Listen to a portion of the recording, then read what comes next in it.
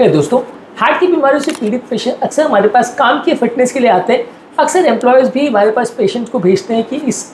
व्यक्ति को आप जज करके बताओ कि काम के लिए फिट है या नहीं। तो क्या क्या ऐसे क्राइटेरिया हैं जिसके बेस पर हम डिसाइड कर सकते हैं कि एक व्यक्ति किसी पर्टिकुलर काम के लिए फिट है या अनफिट। कौन कौन से हार्ट पेशेंट्स को आप काम के लिए अनफिट मान सकते हैं, क्या इसके लिए साइंटिफिक क्राइटेरिया, आज इस पर बात करेंगे। टॉपिक पर जाने से पहले जो लोग हमारे चैनल पर नए हैं मैं रिक्वेस्ट करूँगा कि चैनल को सब्सक्राइब करें, वीडियोस को फ्रेंड्स फैमिली के साथ शेयर करें, क्योंकि कंटेंट किसी की ज़िंदगी बचाने और बदलने के लिए उपयोगी हो सकता है। तो बगैर समय बिगाड़े चलिए शुरू करते हैं हमारे साथ। क्या आपके परिवार में किसी व्यक्ति को हार्ट की प्रॉब्लम है और क्या उसको काम के लिए फिट या अनफिट का प्रॉब्लम आ रहा था? क्या उसको कभी फिटनेस के सर्टिफिकेट की जरूरत पड़ी? कमेंट सेक्शन में लिख के हमें बताएं।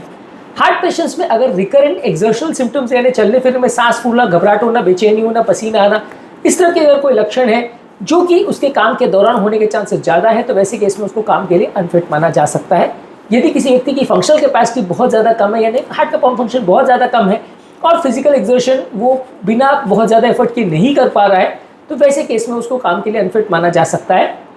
जैसे कि मान लीजिए कि पूरी बिल्डिंग का बिजली सप्लाई करनी है और अगर जनरेटर छोटा सा है तो वो काम नहीं कर पाएगा, तो वैसे अगर उसकी ओवरऑल फंक्शनल कैपेसिटी कम है तो बड़ा और मेहनत वाला काम वो कर पाएगा, इसके चांसेस कम है। इसके अलावा अगर किसी काम में बहुत हाई फिजिकल स्ट्रेन की जरूरत है, जहाँ कोरोनरी इवेंट्स रिसेंटली हुए हैं, पेशेंट की एंजियोप्लास्टी या बाईपास सर्जरी या हार्ट अटैक हुआ है, वहाँ पे अगर फिजिकल स्ट्रेन बहुत ज़्यादा है और वहाँ पे अगर पेशेंट को रिकवरी के लिए पर्याप्त टाइम नहीं मिला है, तो दोबारा हार्ट अटैक आने का या प्रॉब्लम होने का चांस बढ़ सकता है। तो पहले कुछ दिनों या महीने तक पेशेंट को एडवाइस किया जाता है हेवी फिजिकल लेबर वाला काम नहीं करें। इसके अलावा अगर किसी पेशेंट को बार बार एडमिट करने की जरूरत पड़ती है और छोटे मोटे प्रॉब्लम्स की वजह से भी उसको कार्डियक सिम्टम्स ट्रिगर हो जाते हैं, उसकी फंक्शनल कैपेसिटी अगर बहुत ज़्यादा कम है, तो वैसे लोग को हिदायत दी जाती है कि वो बहुत ज़्यादा काम नहीं करे, नहीं तो उनको बार बार भर्ती करने की जरूरत पड़ सकती है। इसके अलावा अगर किसी व्यक्ति को अगर बहुत ज़्यादा मिसमैच हो रहा है उसकी जॉब की जो डिमांड है और उसकी ओवरऑल जो फंक्शनल कैपेसिटी है उसके बीच में, यानी बहुत ज़्यादा कमजोरी, सुस्ती, बेचैनी, चक्कर आना, ये सारी चीज़ें हो रही है, तो ये उसकी प्रोडक्टिविटी को अफेक्ट कर सकता है और वैसे लोगों को काम करने के लिए मना किया जाता है। इसके अलावा अगर कोई वर्क प्लेस कंडीशन ऐसा है जहाँ पे कार्ड का मैनेजमेंट करना मुश्किल है,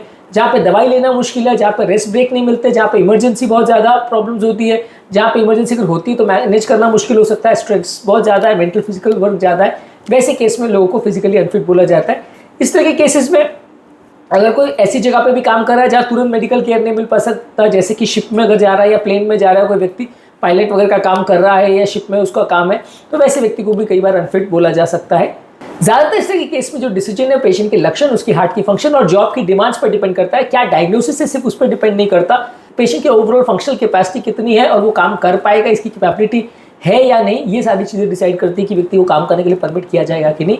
यदि रूटीन काम करने के दौरान भी व्यक्ति को छाती में दर्द होता है, घबराहट, बेचैनी, पसीना होता है, जैसे कि सीढ़ी चढ़ने के दौरान, चलने के दौरान या कोई भी छोटा मोटा काम करने के दौरान भी उसको सिम्टम्स हो रहे हैं, तो वैसे लोग को आपको काम करने के लिए मना करना पड़ेगा। यदि किसी व्यक्ति को अनकंट्रोल हार्ट फेलियर है, बहुत ज़्यादा श्वास फूलती है, पसीना आता है और रेगुलर एक्टिविटीज़ भी नहीं कर पा रहे, तो वैसे व्यक्ति को आपको एडवाइस करना पड़ेगा कि वो काम ना करे।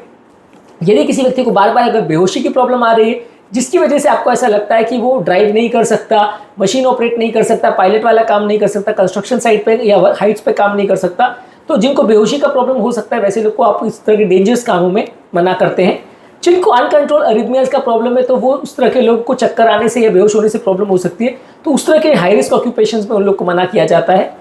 बहुत ज़्यादा अगर किसी को बहुत सांस फूलने का प्रॉब्लम है और अगर मिनिमल एक्टिविटीज़ भी नहीं कर पा रहा है, डेली की एक्टिविटीज़ भी नहीं कर पा रहा है, तो वो ज़्यादातर कोई भी ज़रा भी मेहनत का काम ना कर पाए, इसके चांसेस काफ़ी हैं। अनकंट्रोल अगर हाइपरटेंशन का किसी का प्रॉब्लम है, तो वैसे व्यक्ति को जो वर्क में बीपी के बढ़ने का चांस बहुत ज़्यादा है, जैसे फिजिकल और मेंटल स्ट्रेस ज़्यादा है, वैसे काम के लिए मना किया जाता है। जिन लोगों को सीवियर वाल्व का प्रॉब्लम है और काम करने पर चक्कर, बेहोशी या श्वास फूलने का प्रॉब्लम हो रहा है, वैसे लोग को भी काम के लिए मना किया जाता है, खासकर सीवियर एओर्टिक स्टेनोसिस वाले पेशेंट में। कुछ लोग को ऐसा लगता है कि यदि मैं चल फिर पा रहा हूँ तो ऑटोमेटिकली मैं काम के लिए फिट हूँ, पर ऐसा नहीं है। अलग अलग वर्क की अलग अलग रिक्वायरमेंट्स होती है, उसके बेस पर डिसाइड होता है कि कौन सा व्यक्ति काम करने के लिए फिट है, कौन सा नहीं। इसके अलावा ये समझने की जरूरत है कि कुछ स्पेसिफिक जॉब्स है जिसमें काम की सेंसिटिविटी या स्टैंडर्ड्स बहुत ज़्यादा होते हैं, जैसे कमर्शियल गाड़ियों के ड्राइवर्स है, पायलट है, क्रेन ऑपरेटर्स है, फायर फाइटर्स है, पुलिस ऑफिसर्स है, हेवी मशीन ऑपरेटर्स है। तो ये सारी चीज़ों में आपको बहुत ज़्यादा फिटनेस जरूरी होती है, तभी अलाउ किया जा सकता है, नहीं तो नहीं। अदरवाइज आप खुद के लिए और दूसरों की जान दोनों के लिए खतरा बन सकते हैं। अगर कोई व्यक्ति अपनी रिलायबली मेडिसिन नहीं ले पा रहा है, अपने सिम्टम्स को रेगुलरली मैनेज नहीं कर पा रहा है, साइकोलॉजिकल इश्यूज भी है, वैसे व्यक्ति को भी टेम्परेरी अनफिट माना जा सकता है। अब लास्ट में बात करते हैं कि क्या क्या ऐसे वार्निंग साइन है जो कि इंडिकेट करेंगे कि ये व्यक्ति काम के लिए फिट है या नहीं। अगर काम करने के दौरान व्यक्ति को छाती में दर्द हो रहा है, श्वास फूल रही है, चक्कर आ रहे हैं, बेचैनी हो रही है, धड़कन बढ़ रही है, बहुत ज़्यादा कमजोरी सुस्ती हो रही है, रिसेंटली हार्ट अटैक हुआ या हॉस्पिटलाइज करने की जरूरत पड़ी है, अनकंट्रोल ब्लड प्रेशर है या हार्ट फेलियर के लक्षण देखने को मिल रहे हैं और वो बिगड़ रहे हैं, तो ये सारे कंडीशंस में आपको पेशेंट को पर्टिकुलर काम के लिए अनफिट माना जा सकता है। और वैसे केस में आपको ज़्यादा सतर्कता रखनी पड़ेगी कि वैसे व्यक्ति को काम आगे भी करवाना है या नहीं। आज के टॉपिक में हमने बात करी कि कौन कौन से ऐसी कंडीशन है जिसमें किसी व्यक्ति को आप वर्क के लिए अनफिट मान सकते हो, कौन कौन से ऐसे क्राइटेरिया है जिसकी बेसिस पे किसी व्यक्ति की ओवरऑल जॉब फिटनेस है या नहीं, इसको डिसाइड किया जाता है। टॉपिक एंड करने से पहले जो लोग हमारे चैनल पर नए हैं उन्हें रिक्वेस्ट करूंगा कि चैनल को सब्सक्राइब करें, वीडियोस को फ्रेंड्स फैमिली के साथ शेयर करें, क्योंकि कंटेंट किसी की जिंदगी बचाने और बदलने के लिए उपयोगी हो सकता है। आपके कमेंट्स हमें जानने में मदद करते हैं कि आपको हमारा कंटेंट कैसा लग रहा है, प्लस हमारे लिए मोटिवेशन और इंस्पिरेशन का काम करते हैं। इसलिए वीडियोस को देखते रहिए, शेयर करते रहिए और हेल्थ के सफर में आगे बढ़ते रहिए। Thank you.